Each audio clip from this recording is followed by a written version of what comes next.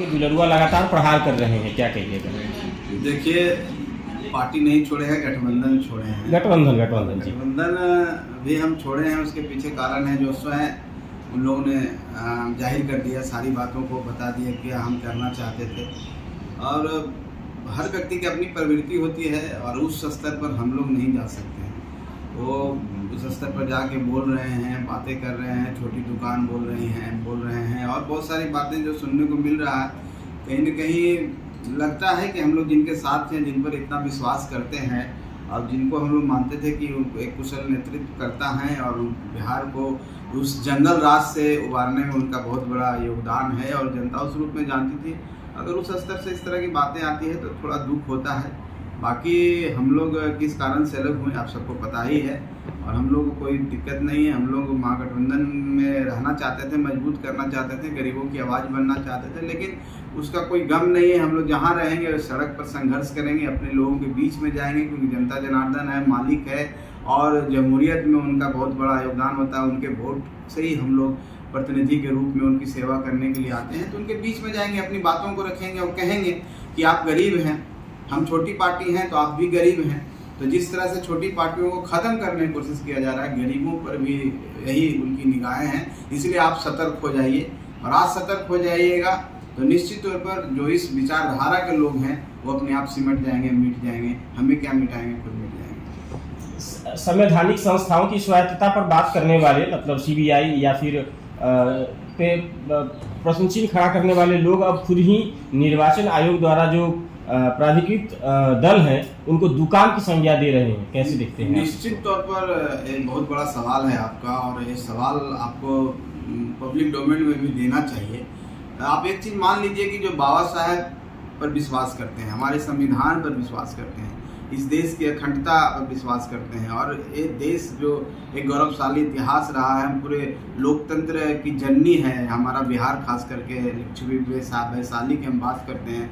और उस जगह से कोई व्यक्ति जो यहाँ से निकला हुआ हो और वो व्यक्ति अगर संवैधानिक संस्था पर सवाल उठा रहे हैं और लोकतंत्र की जो खूबसूरती है, जो राजनीतिक पार्टियां होती है, मल्टी पार्टी सिस्टम है हमारे के, हम कोई चाइना नहीं है और कहीं ऐसा नहीं कि यूनिटरी सिस्टम है कि एक पार्टी सिस्टम पर चल रहा है, तानाशाही चल रहा है। उस तानाशाही से ओतप्रोत है, उस तानाशाही को ये लाना चाह रहे हैं, इसलिए छोटी छोटी पार्टियों को खत्म करना चाहते हैं। जब कोई बड़ी पार्टी इनके लिए बोला तो इनको बहुत खराब लगा और जब इनके ऊपर आया था ये छोटी पार्टी इनको परेशान कर रहा है, तो मेरा तो यही मानना है कि लोकतंत्र के लिए घातक है और ऐसे बोलने वाले लोग निश्चित तौर पर हम समझते हैं लोकतंत्र के सच्चे प्रहरी नहीं है। और इनके हाथों में अगर सत्ता है, इनके हाथों में जनता अगर सत्ता सौंपती है तो कहीं ना कहीं जनता के लिए भी विश्वासघात का काम करेंगे। इसलिए हम गरीब लोगों से यही कहते हैं कि अभी भी सतर्क हो जाइए। महागठबंधन में दलित की नुमाइंदगी करने वाली कोई भी पार्टी एग्जैक्टली नहीं है, आप इसको कैसे देखते हैं?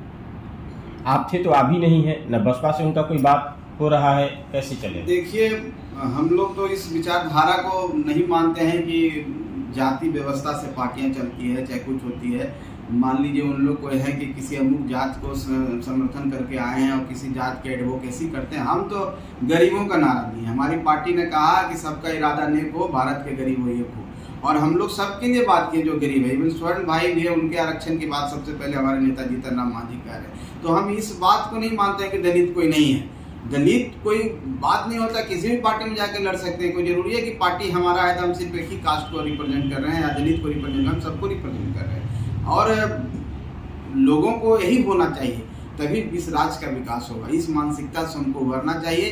अब उनको सोचना है कि हाँ, जीतनराम मांझी एक बड़े नेता थे और नेता इसलिए जाने जाते थे कि उनको अपार समर्थन था गरीबों का और उनको लगा कि समर्थन हमारे इनको समर्थन से हम लोग जब आगे बढ़ने लगे तो मीडिया में आने लगे और लोगों के बीच में आने लगे, हम लोग यात्रा निकालने लगे, तो समर्थन देख करके बखलाहट हो गया और लगा कि हम लोग जो झूठे तौर पर नेता बने हुए हैं, जो बरबरा के नेता बने हुए हैं, हमारी पोल खुल जाएगी और हमसे आगे निकल जाएंगे। इसलिए इसको शट डाउन कर दो, इनको दुकान को शटर बंद कर दो। जो उन दुकान कहते हैं, दुकान तो बहुत ओछी बात है लोकतंत्र में। पार्टी को जो संवैधानिक तरीके से आया हुआ उसको दुकान कहना सबसे ओछी बात है, उस पर तो हम टिप्पणी नहीं करेंगे। तो इनको अपने में मिला लो, विलय कर लो, इनकी आइडेंटिटी खत्म हो जाएगी। हम जैसे हैं लिबादा ओढ़े हुए हैं अच्छा बनने का, वो हमारा कायम रखेगा, हमको कोई एक्सपोज करने वाला नहीं मिलेगा। इसलिए इस तरह का सामान्य व्यवस्था और सोच विचारधारा है जो हम लोग इस तरह की बातें बोल रहे हैं। जी, संरक्षित मतलब जनप्रतिनिधि हैं, पीएचडी हैं, और तो क्या संतोष सुमन का नाम नहीं आना चाहिए आगे सीएम कैंडिडेट के लिए, जैसा मांझी जी ने पहले भी कहा है? शायद इसकी प्रतियोगिता तो कहीं नहीं शुरू हो गई है अंदर खाने में। देखिए, मांझी जी ने जो बोला एक पिता का उद्गार था। हर पिता अपने बच्चों के लिए भला चाहता है, बच्चों के लिए चाहता है कि अच्छा करे, और एक हर पिता का सपना होता है।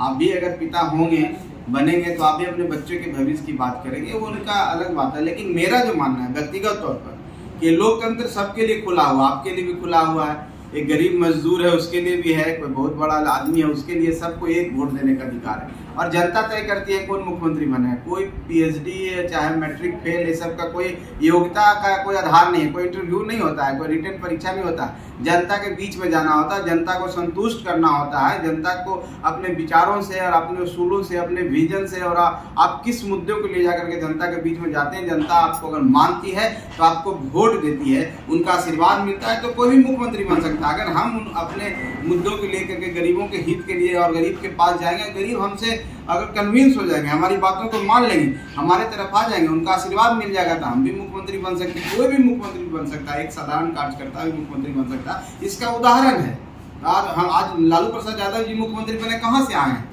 बहुत बड़े घर के तो नहीं थे, एक साधारण व्यक्ति थे। नीतीश कुमार क्या थे? एक साधारण व्यक्ति थे। जीतन राम मांझी क्या? एक बंधुआ मजदूर के बेटा थे। उसी तरह से नरेंद्र भाई मोदी प्रधानमंत्री बने तो कौन से बड़े थे? यही तो लोकतंत्र की खूबसूरती है। इसको लोग मिटाना चाहता है, इसको लोग मिटाना चाहता है तो बाबा साहब का संविधान इतना कमजोर नहीं है, उनको निश्चित जवाब देगा। शोषित और वंचित की आवाज अब तक आप उठा रहे थे, आपके पास मंत्रालय भी था, अब आप सरकार से बाहर हैं, शोषित और वंचित समाज के लिए संतोष सुमन अब कैसे आवाज बुलंद करेंगे? देखिए, मैं धन्यवाद देता हूँ माननीय नीतीश कुमार जी को। एक अहम जिम्मेवारी थी और उस जिम्मेवारी के बोझ तले हमको समय नहीं मिलता था। अब तो मैं फ्री हूँ और मैं हमेशा कार्यकर्ता की तरह रहा हूँ। मैं कभी अपने आप को मंत्री, नेता और इस तरह से नहीं प्रेजेंट किया हूँ, न देखता हूँ। मैं कार्यकर्ता की तरह रहा हूँ और मैं धन्यवाद देता हूँ कि उन्होंने मुझे मुक्त कर दिया और मैं जाके अपने लोगों के बीच में बैठ के खाना खाऊंगा, उनका दुख दर्द जानूंगा, उनका प्यार बांटूंगा और उनमें विश्वास पैदा होगा तो निश्चित तौर पर और हम मजबूत होंगे, हमारी पार्टी मजबूत होगी, संगठन मजबूत होगा और एक अच्छे विकल्प रूप में बिहार में हम लोग फिर से उभरेंगे और अभी भी हैं और मजबूती से उभरेंगे और ये जो उभार होगा उनको दिन में तारे नजर आएगा। धन्यवाद। अगर ये वीडियो पसंद आई और वह बिहार के राजनीति और बिहारियत से सरोकार रखेनी तो सब्सक्राइब बटन दबा के चैनल के सब्सक्राइब कर ली। ओजे एगो घंटी बा, ओकरा बटन दबा देला से कुल सटीक और मारक खबर रुआ मुफ्त में मिल जाई। अगर रुआ पत्रकारिता के हमनी के नया प्रयोग में सहयोग कर चाहतानी तो ज्वाइन बटन दबा दी। पेटीएम नंबर नोट कर ली 9386816700। धन्यवाद।